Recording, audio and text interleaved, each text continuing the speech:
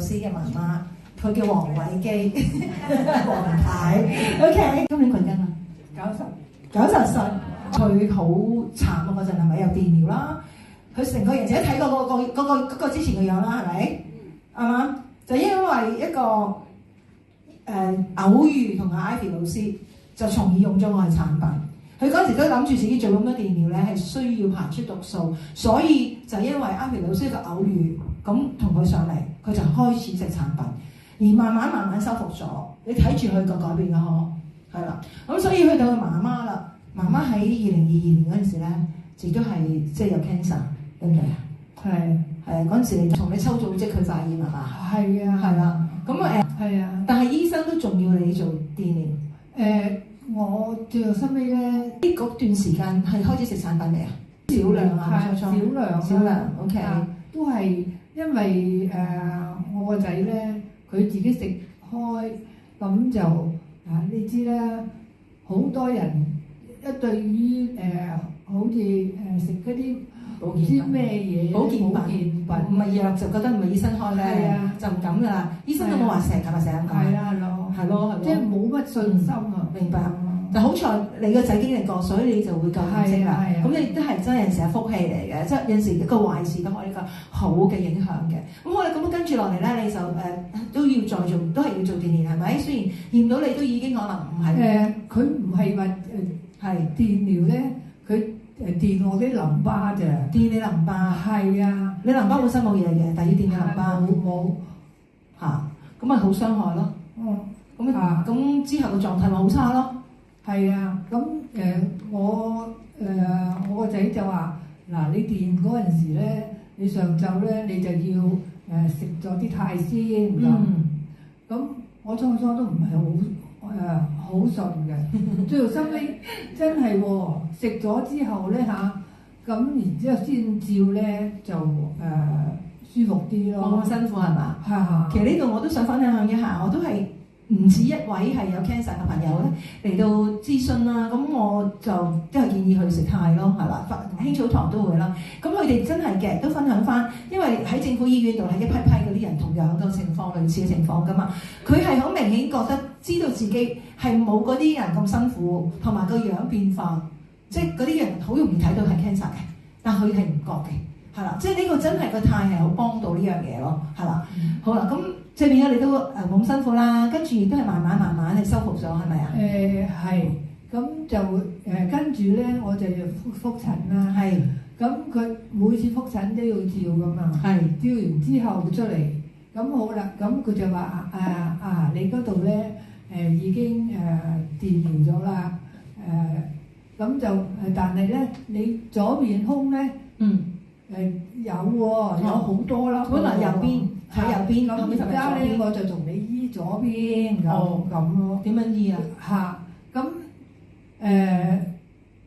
做啲咩嘅手術或者係咩嘢啊？咁嗰陣時，咁啊最後收尾佢話就排期啦，咁諗住即係排咗幾個月，咁佢話之後咧你就會即係同你再睇咁跟進㗎，明白？即係要處理㗎，因為好細粒。OK。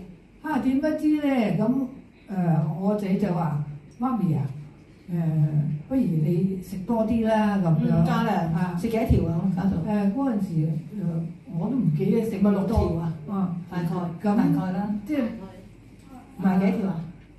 係啦，6條咯，我記得就係啦，加埋1日啦，6條嘅餐。點不知咧？我食半年之後，我再去照咧，個醫生話冇咯喎，原來。真係開心。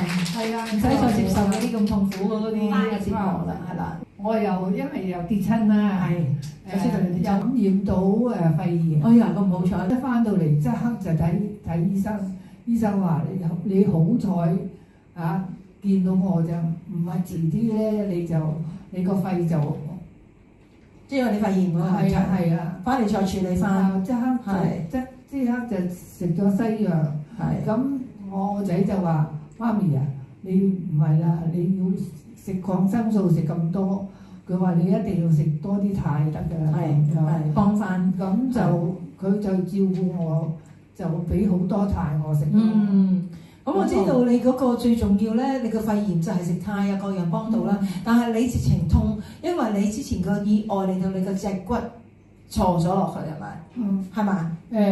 有肌肉流失啦，係加埋咗。呢度啊，可能俾個咪啊 Eric 講解一下，可唔可以啊？因為 Eric 最清楚嘅嚇。其實咧，佢點解我俾你睇呢個圖咧？就因為係你見到啲地方係塌咗落去嘅。咁你塌咗落去，你諗下會壓住啲神經線，會唔會好痛咧？係，佢係每日24小時要食住止痛藥，止痛藥。止痛 Panadol。佢8粒咧，佢每一次2粒，每一粒係500嘅 mg 嘅止痛藥。咁你諗下佢食足都仲係痛嘅，食足都係痛。係啦，所以止痛藥其實撳住佢嘅痛楚係幫唔到佢修復嘅。咁其實好不幸地咧，因為佢行唔到，又痛又成日入完醫院之後咧，醫生冇嘢幫到佢嘅。咁咧因為佢要照顧佢一個人住噶嘛，最終係送咗你去安老院嘅。係，咁我就入咗安老院。咁佢去安老院嗰陣時，你諗乜嘢啊？你有冇諗過自己會出翻嚟啊？我就冇㗎啦，冇諗到會出翻嚟。其實大家咧，我唔知你自己父母啊，或者親戚有冇啲係安老院嘅咧？我唔知道啦，因為有啲就係真係因為冇人照顧得到佢，係需要去到安老院。咁其實呢幾張相咧，你見到2張相喺老人院我偷拍㗎啦嚇。咁但係你見到佢咧係坐得起身嘅。最初頭嗰個禮拜2個禮拜佢係坐唔到嘅，佢係挨喺度嘅啫。佢點解挨喺度咧？係因為冇力同埋真係好痛，係一喐個位置轉個位置都痛。咁你有咩辦法咧？咁嗰陣時仲要壓片，要揾人幫佢去處理其他即係大小二便嘅問題，係好困難，好多負面嘅思想。我好痛嘅，好痛啊，好辛苦嘅。即係呢段日子就過咗去，但係點解會出得翻嚟咧？從冇諗過，其實你自己冇諗過，亦都有好多社工咧，見到咁上下年紀嘅老人家入咗安老院咧，你都冇乜機會出翻嚟嘅。但係奇蹟咁出翻嚟喎，點解佢咁樣嘅？我就呢個短片咧，媽媽，我想俾你睇下咧。呢個短片咧，其實已經去到3月嘅時間咧，某一日佢起到身，用個架係行到，係因為當佢入老人院嘅第一日開始，我哋一路每日都去探佢，每日去探佢嘅時間都俾起碼4條肽，4條，跟住再加2條，一路咁俾佢食嘅。咁我唔知道幾時佢先至會可以有足夠嘅能量可以起翻身，不過我覺得係要時間咯。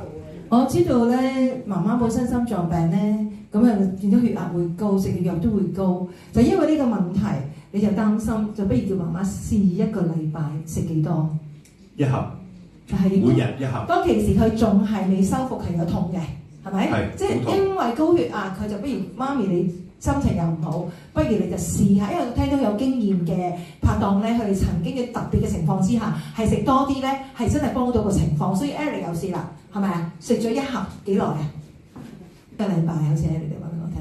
係，我係 keep 住俾佢食。唔係1盒嘅話，唔係平時。跟住有咩發生咗？血壓落咗嚟之外咧，血壓穩定咗啦，就可以起身做運動。最緊要就係加量，因為係真係嗰個時候非常時期係需要加量，仲有好似話唔痛咯喎，係嘛？起身可以做運動之外咧。就慢慢咧，就覺得冇咁痛啦。係，咁仲有冇食止痛藥而家？就食少咗。係。咁而家咧，就自從食多咗之後咧，我哋而家唔使食啦。而家點啊？食多咗冇1粒都冇食。哇！咁又唔使食啦，仲有行得越嚟越好，係咪啊？即係我當佢係止痛藥咁樣食咯。你嗰陣時幾十你講什麼而家？